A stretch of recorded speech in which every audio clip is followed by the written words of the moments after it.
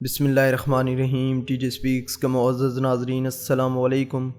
ناظرین محترم، اللہ نے اس روئے زمین پر انسان کے لیے بے شمار راز پوشیدہ کیے ہیں، خواہ انسان ان کو ہمالیہ کے پہاڑوں میں تلاش کرے یا بحر ہند کے گہرے پانیوں میں، ہر جگہ بے شمار خزانوں سے بھری پڑی ہے۔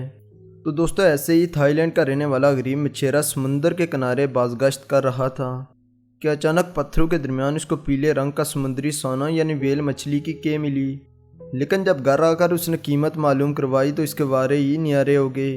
اس واقعے کو جاننے کے لیے ویڈیو کو آخر تک ضرور دیکھیں۔ اسپروائت چینل پر نئے آنے والے ناظرین سے گزارش ہے کہ ہمارے اس چینل کو سبسکرائب کریں اور ساتھ گھنٹی کے نشان کو بھی دبائیں تاکہ ہر نئی آنے والی ویڈیو کا نوٹیفیکیشن تسلسل و تواتر کے ساتھ اب تک پہنچتا رہے۔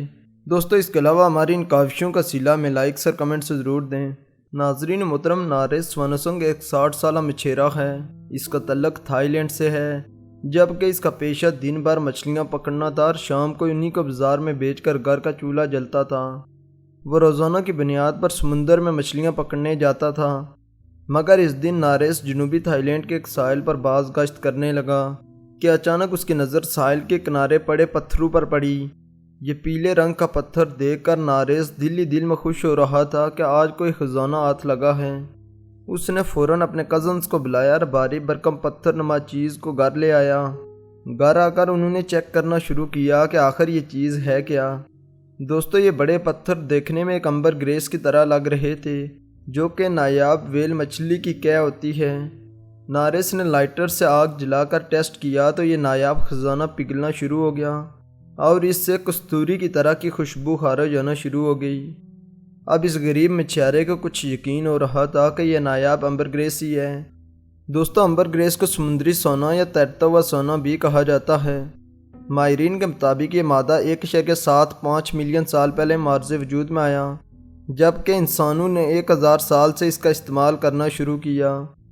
یہ اتنی نایاب اور حیرت انگیز چیز ہے کہ سالوں پہلے اس کو ایک بڑے پرندے کا فضلہ تصور کیا جاتا رہا۔ لیکن دوستو، نارس نے بتایا کہ اس نایاب کے کا وزن 220 پاؤنڈ یعنی 100 کلو گرام تھا، جو کہ ممکنہ طور پر کسی بھی ویل مچھلی کی اب تک سب سے بڑی کے دکھائی دے رہی تھی۔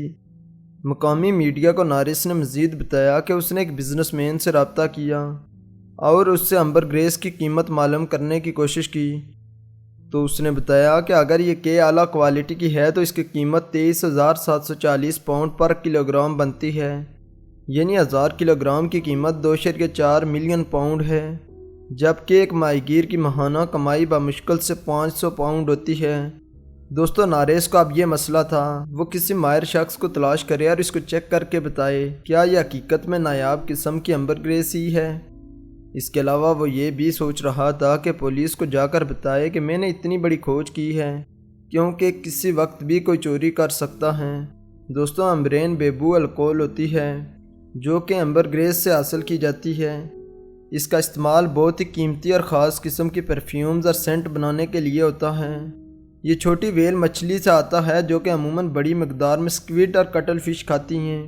کچھ لوگوں کا خیال ہے کہ جب ویل حد سے زیادہ کھا لیتی ہے تو اس کا معدہ کچھ چیزوں کو برداشت نہیں کر سکتا اور وہ انسان کی طرح کچھ مادہ باہر خارج کرتی ہے، جس کو عام زبان میں ویل کی الٹی بھی کہا جاتا ہے۔